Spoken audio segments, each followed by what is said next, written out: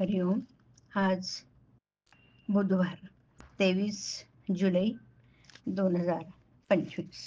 सद्गुरू ब्रह्मचैतन्य गोंदवलेकर महाराज आज आपल्याला जे सांगणार आहेत ते म्हणजे आधी श्रद्धा, मग कृती आणि नंतर अनुभव. ऐकूया त्यांचे विचार. गुरु आज्ञेप्रमाणे वागणाऱ्याला कधीही नड येत नाही. राजाच्या राणीला दुपारी जेवायला कसं मिळेल याची काळजी नसते. तसं गुरुचा आधार आपल्याला आहे असं ठाम समजणाऱ्याला कसली नड असणार. लांब उडी घेण्यापूर्वी 4 पावलं मागे जावं लागतं. पैसापाशी सोनं व्हायला रुपयाचं लोखंड व्हावं लागतं. तसं गुरुचा पाठीराखेपणा असून आपल्याला जी अधोगतीशी वाटते ती पुढच्या महत् कार्याची पूर्वतयारी होय.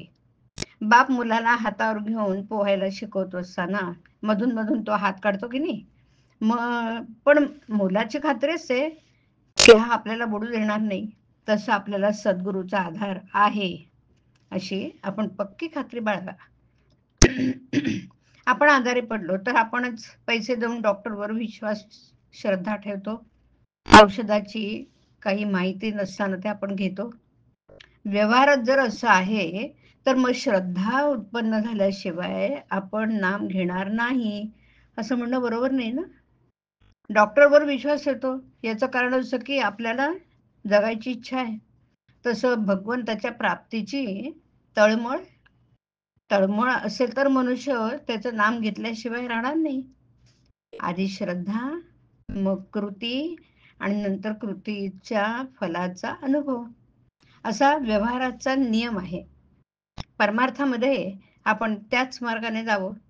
व्यवहारात तुम्ही एकमेकांवर जेवढी निष्ठा ठेवता तेवढी जरी भगवंतावर ठेवलीत तरी भगवंत तुम्हाला खात्रीने समाधान देईल. आगगाडीत ड्रायव्हरवर विश्वास ठेवून आपण स्वस्थ झोपतो, त्याचप्रमाणे भगवंतावर श्रद्धा ठेवून काळजी न करता आपण स्वस्थ राहावं. ड्रायव्हर पेक्षा भगवंत नक्कीच श्रेष्ठ आहे. परमार्थात अंधश्रद्धेची मुळीच गरज नाही, पण तिथे श्रद्धेशिवाय मात्र मुळीच चालायचं नाही. सांगणारा कसाही असला तरी ऐकणाऱ्याची जर खरी श्रद्धा असेल तर त्या श्रद्धेनेच त्याच्या अंगी पात्रता येईल. संतांच्या सांगण्यावर पूर्ण श्रद्धा ठेवावी. अशी श्रद्धा असणं ही फार भाग्याची गोष्ट आहे. खरं म्हणजे अशी श्रद्धा ज्याला लाभली तो लवकर सुखी झाला. आज आपल्यापाशी ती नाही तर निदान आपण स्वतःशी प्रामाणिक बनूया. आधी पुष्कळ चिकित्सा करून आपलं ध्येय ठरवावं, पण एकदा ते ठरलं की मग निश्चयाने, श्रद्धेने त्याच्या साधनेत राहावं. आपण परमात्म्याजवळ मागावं की तू वाटेल त्या स्थितीत मला ठेव, पण माझे समाधान भंगू देऊ नको. माझा मीपणा काढून टाक, तुझा विसर पडू देऊ नको. मला अमुक एक तुझ्या जवळ मागावे अशी इच्छा होऊ देऊ नको. नामामध्ये प्रेम दे आणि तुझ्या चरणी दृढ श्रद्धा सतत टिकू दे. श्रद्धेशिवाय कधी कोणाला परमार्थ साधायचा नाही. हरिओम.